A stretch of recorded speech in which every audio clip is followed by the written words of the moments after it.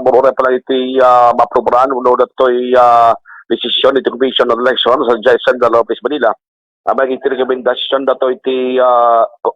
Commission on Election Regional Office 1 na pinagpalang iti panang-reshuffle dagiti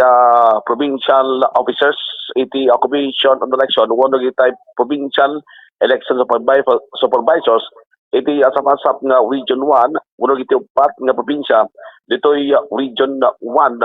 ditoy nga mabantok no sadino lugar iti pakaiyakaran iti tunggal maisa nga Provincial Election Supervisor iti asap-asap nga Region 1 pasit dato iti reshuffling tunggal adda ti maiganwat nga eleksyon. Tayo Maipalagip kay imunaan nga na-reshuffle dagiti regional directors iti Commission on Election ket iti Sabrano kadagiti Provincial Election Supervisor kem gigatatagan Gundaway tatagdama ket awan pa man iti naprobaran mo na resulta dato rekomendasyon iti Regional Office 1 iti Commission on Election sa Central Office iti Commission on Election tapos ket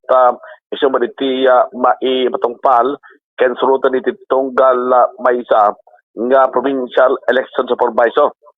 May blagit pa kit na imunan nga dalawang iti Commission on Election nga iti panang-reshuffle dagitoy nga opisyalis iti Commission on Election ket tapno maliklikan iti paborda kadagiti sinuman nga kandidato kadagiti nakasaydan da lugar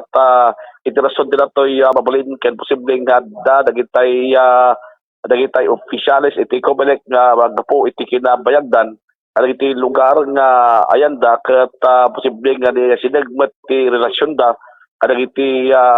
kandidato karunan nagitay agdaba nga elected officials kadagiti masakupan da badla nga lugar nga iti rason no apay adda iti kadayon nga panang-reshuffle dagitoy tunggal adda iti election. Di Bombo Daniel Sabal sa babansang radyo ng Pilipinas at consistent number 1 sa La Union. Basta Radyo Bombo.